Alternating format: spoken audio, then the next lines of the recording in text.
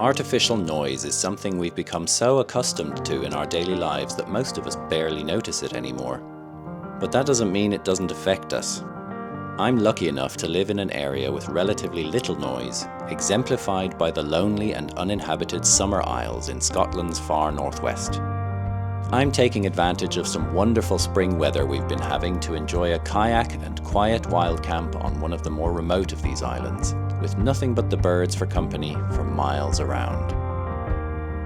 I'm Feargus, and this is the middle of nowhere.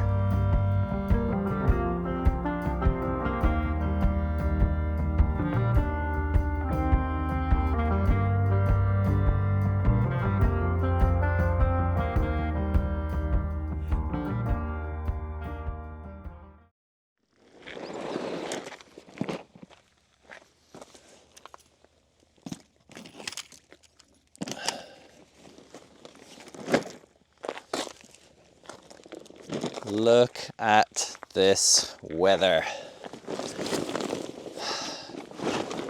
I realised lately that I haven't been out kayaking for a while, not since October. And we have been blessed this week with the most amazing period of weather that I think has occurred since I've lived up here in the northwest of Scotland, and it is absolutely wonderful. So I am pumping up my kayak and bringing everything I need for an overnight trip on one of the various beautiful summer isles which lie in the bay to the northwest of Ullapool, which is where the ferry goes from the mainland to Stornoway on the Isle of Lewis in the Outer Hebrides. But within that bay are a whole load of little islands, and some not so little, most of which I haven't been on, and are for the most part uninhabited and undisturbed in most cases. And I am going to have a wonderfully peaceful night, I hope, out there tonight.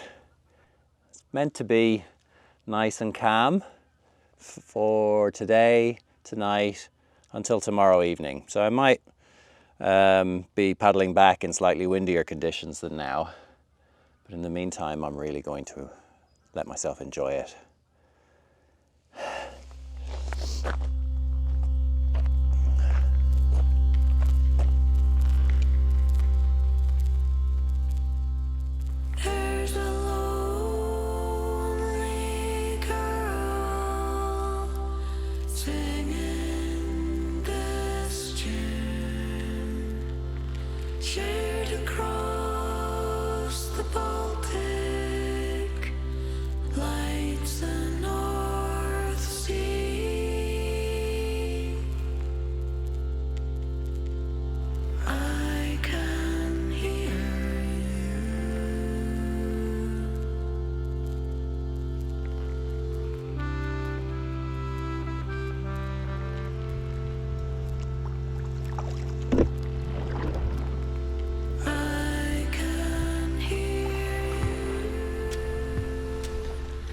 These are the sandstone cliffs of Tanner-a-Moor, which is the biggest of the Summer Isles. It's fascinating how the sandstone, which these cliffs are made of, all over this area is filled with little holes. It looks almost like a honeycomb, and I really don't know what it is that makes them form that way, but you get them anywhere where this particular sandstone formation meets the coast. There's quite a lot of it on all the islands. It's very photogenic, and it only happens in spots where the rain and the sea almost never ends up going. It's in these overhangs, these spots which, unless there's an enormous storm, aren't going to get wet. Clearly they're very well protected from the rain and the storm surges because there's old bird poo on the ledges up there which have been used in previous years by birds which are nesting on those cliffs. Cormorants and shags. In fact, there's one up there starting to build its nest already for the season. I always prefer to say cormorant because I can't say the word shag without wanting to giggle.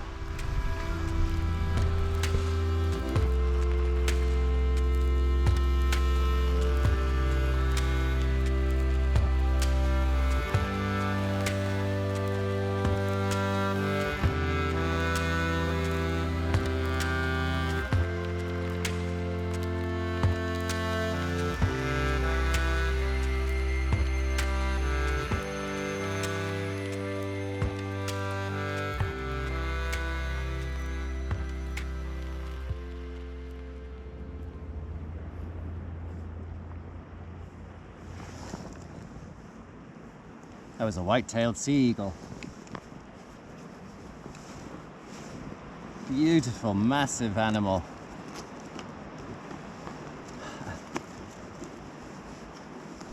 Lovely.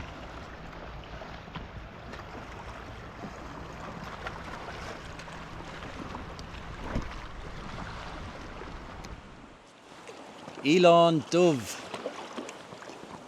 Very impressive cliffs on this island. Look at the kelp growing up towards the sun, getting ready for the summer season.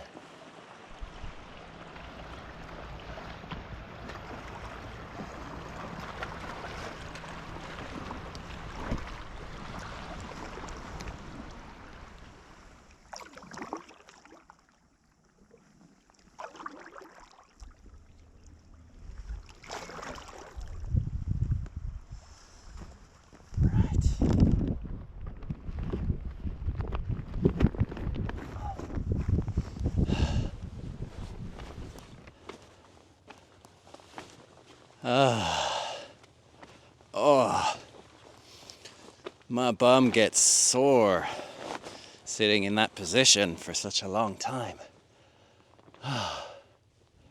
Well, this on my left is Carn, and on my right is Carn Island. I'm assuming the reason that the two of them have separate names, even though they are connected by a rocky bank, is because at the highest of high tides, it probably gets flooded in between, separating them into two different islands.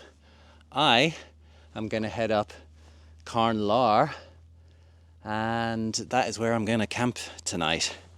I thought that this looked like a particularly pretty couple of islands when I was looking at the map, and thought this is a really good option for today. What a beautiful day. Beautiful place. I'm sure there's going to be a lovely view up there. Right, get my stuff together.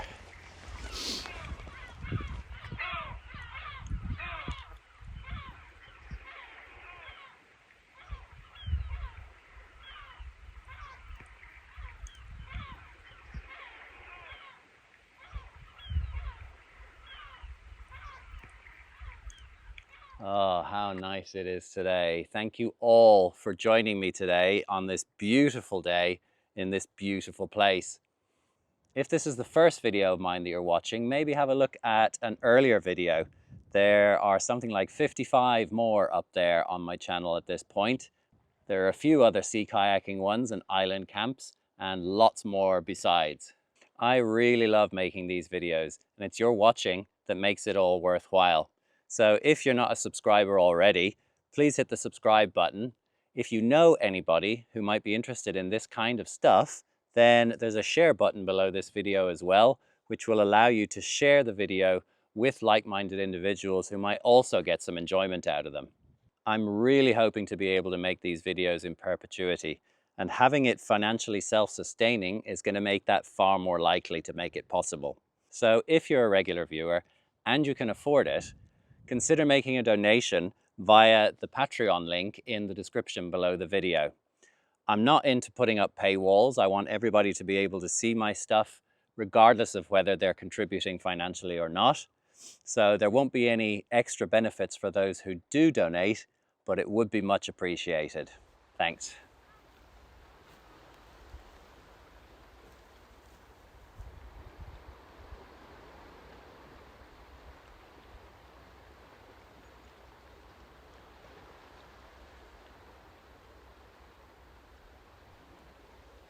The shade has come in over my tent, so I have moved to catch the last rays of the evening sun on this beautiful spring evening. And it's gone nice and quiet. That's what I want to talk about this evening, actually. We live in an age of noise. That's what the Norwegian explorer Erling Kagg wrote a few years ago. Silence is almost extinct.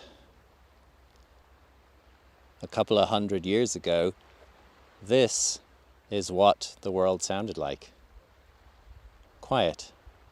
Apart from the sounds of nature, the water lapping up down below on the beach, the birds calling. There were no engines, no electric saws, no leaf blowers. Just a few years ago, humanity passed a massive milestone. For the first time ever in our history, more people lived in cities and towns than lived in rural areas, which means that more than half of the human population is subjected to levels of noise most of the time, which are well beyond what their ancestors had to tolerate. I suppose a good definition of noise is just a sound which bothers us, which we don't want to hear. So that can range from an aircraft taking off or an engine revving to the kind of music which you really don't want to hear. I'll never forget during the pandemic when I was really stressed and I had come back from the continent and I had to self-isolate for, I think it was 10 days. And the weather was absolutely glorious, and I was living in the south of Scotland for a year at the time, and I wanted to go outside into the garden and enjoy the sunshine, but other people were playing music which for them was loud enough to drown out the music of other people in other parts of the housing estate who were playing their own music. So 3 or 4 different tracks from different genres were going on simultaneously, and the sound waves were just colliding in the air, and it was driving me absolutely insane. And there was one of them was a genre which I absolutely detest, and I just thought it was extremely inconsiderate. All I wanted was some quiet to enjoy the sunshine, but people were playing it so loud, and of course if one person plays it loud, then another person has to play their music loud in order to drown it out. And what you have is a passive-aggressive neighborhood war of noise. So that's one of the many reasons that I come out and do things like this, because the silence and the quiet with just the gentle sounds of nature helps to calm me down. And research has shown consistently that the majority of people, the vast majority of people, are calmed down by sounds of nature, such as running water or the waves lapping on a beach or gentle bird song, and not human-generated noise. So I do wonder if it's a factor that ever since I have moved up to the far north of Scotland in a generally very quiet environment, if that's a factor in my improved mental well-being, the fact that it's so much quieter. I go into the shops around here, and because this area is predominantly populated by people who also appreciate the quiet, you don't get music playing in most shops and restaurants incessantly. You know, people appreciate just having the ambient sound and not having to fill it with something else. I love spending time away from the sounds of civilization, and the data in the studies has convinced me that it's not just about my personal preferences. you know, apart from that small minority of people who do show improved performance and improved well-being with a certain amount of noise, most people are stressed by it. Personally, I think I've been extremely lucky to be able to move up to a place like this and still be able to make it work, at least so far, because it's been a massive boon for my well-being. And maybe that's to do with the noise, I don't know. But it is certainly something that I appreciate.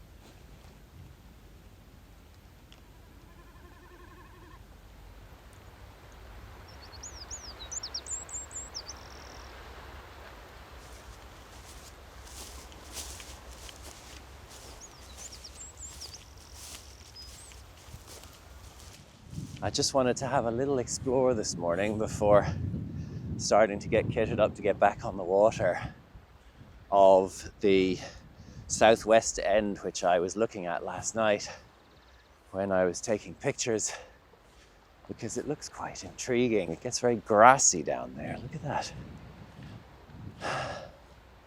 There's even a pond or two. Okay.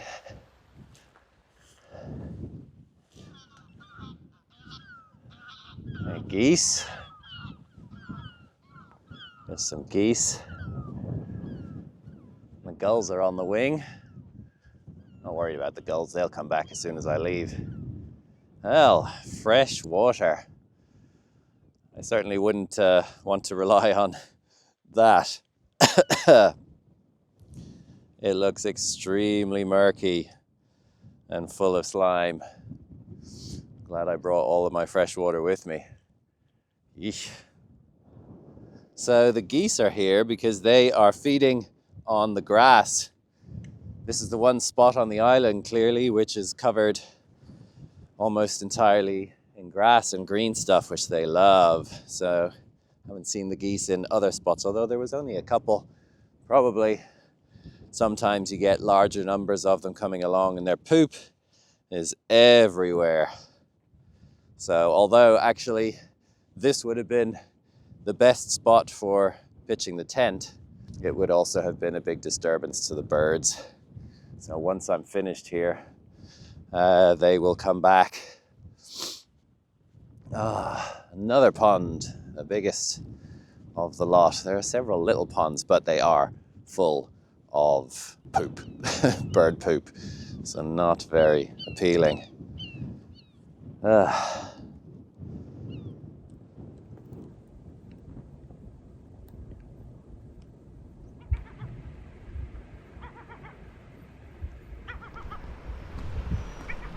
The end, the southwest end of the island, and between here and the next one is a shallow stretch of sea, and then it rises up again to make Bottle Island just over there, which looks pretty cool, but I won't be visiting today because I don't have the time. Look at the beautiful lichen here. The color is amazing. It's just this bright yellow orange, and all around it are other lichens, bigger lichens, and lots of lush and chunky plants that grow really, really well on islands like this.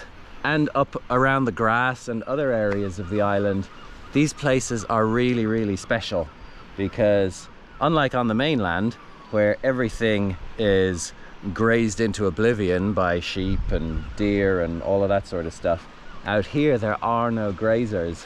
So they're real strongholds for... Ooh, hello gull.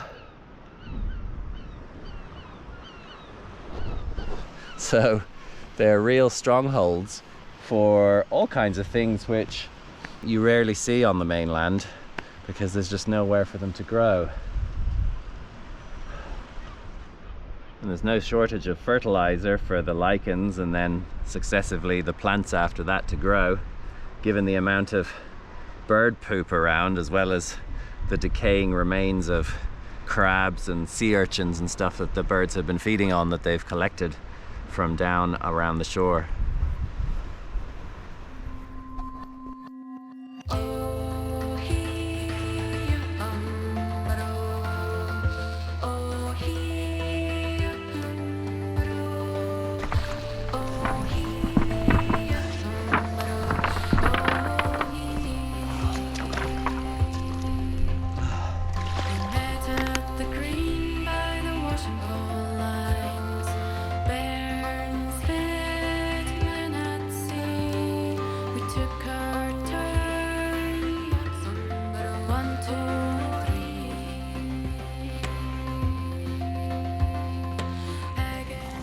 Wind's picked up all of a sudden. I was expecting that to happen. It was actually like this first thing this morning. I was a bit uneasy when I'm in this situation, because the most unstable that I can be on the kayak is when it's like this, because I'm going almost directly parallel to the waves. So I gotta pay attention. Should be fine.